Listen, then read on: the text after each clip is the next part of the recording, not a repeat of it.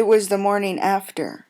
It was the beginning of another nervous day for Sinatra's press agent, Jim Mahoney. Mahoney had a headache, and he was worried, but not over the Sinatra-Allison incident of the night before.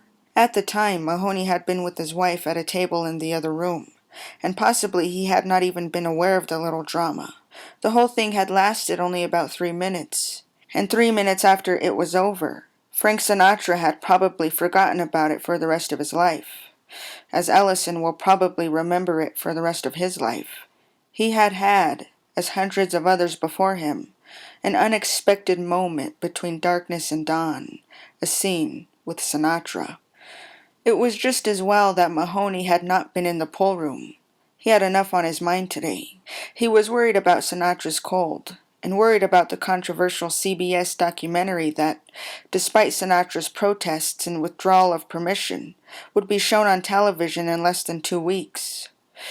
The newspapers this morning were full of hints that Sinatra might sue the network, and Mahoney's phones were ringing without pause. And now he was plugged into New York talking to the Daily News' Kay Gardella, saying, "That's right, Kay.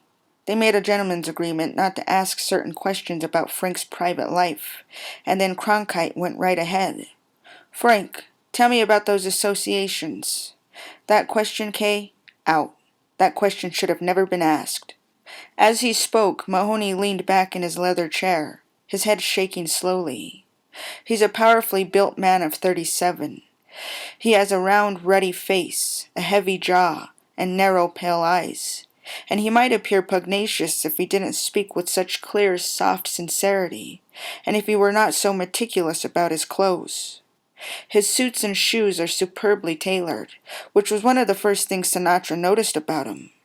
And in his spacious office opposite the bar is a red muff electrical shoe polisher, and a pair of brown wooden shoulders on a stand, over which Mahoney can drape his jackets. Near the bar is an autographed photograph of President Kennedy, and a few pictures of Frank Sinatra.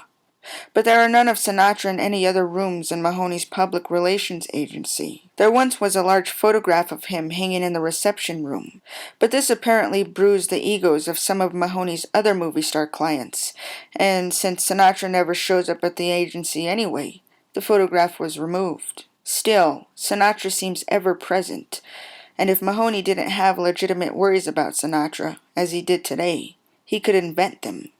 And, as worry aids, he surrounds himself with little mementos of moments in the past when he did worry.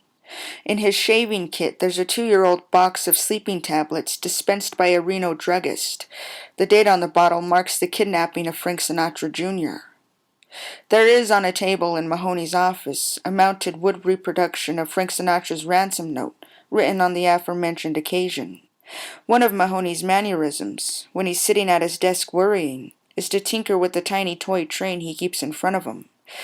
The train is a souvenir from the Sinatra film, Von Ryan's Express. It is to men who are close to Sinatra, what the PT-109 tie clasps are to men who are close to Kennedy. And Mahoney then proceeds to roll the little train back and forth on the 6 inches of track. Back and forth, click-clack, click-clack. It is his Queeg thing. Now Mahoney quickly put aside the little train. His secretary told him there was a very important call on the line. Mahoney picked it up, and his voice was even softer and more sincere than before. "Yes, Frank," he said. "Right. Yes, Frank." When Mahoney put down the phone, quietly, he announced that Frank Sinatra had left in his private jet to spend the weekend at his home in Palm Springs, which is a 16-minute flight from his home in Los Angeles. Mahoney was now worried again. The Lear jet that Sinatra's pilot would be flying was identical, Mahoney said, to the one that had just crashed in another part of California.